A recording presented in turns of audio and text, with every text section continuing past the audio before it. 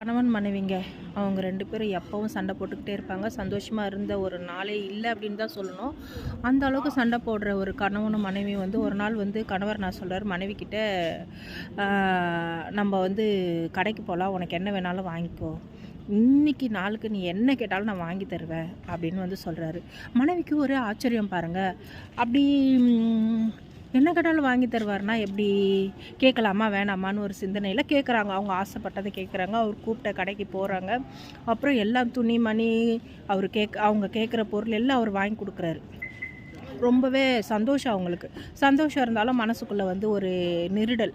எப்படின்னா, ஏன் இதை வாங்கி தராரு? இத்தனை நாள் நம்மளை வந்து திட்டிக்கிட்டே இருந்தார், சண்டை போட்டுக்கிட்டே இருந்தார், அடிச்சுக்கிட்டே இருந்தார். இன்றைக்கி ஏன் இதை நம்மளுக்கிட்ட வந்து வாங்கி தராரு? எது கேட்டாலும் வாங்கி தராரு அப்படின்னு சொல்லிட்டு ஒரு சந்தேகம் இருந்தது. அப்படி பார்க்கையில் வந்து மனைவி வீட்டுக்கு வந்துட்டு கேட்குறாங்க, ஏங்க ஏங்க என்ன விஷயம் இன்றைக்கி? எதுக்கு நான் எது கேட்டாலும் வாங்கி தரீங்க அப்படின்னு சொல்லிட்டு மனைவி வந்து கணவர்கிட்ட கேட்குறாங்க. அவர் அமைதியாக இருக்கார்.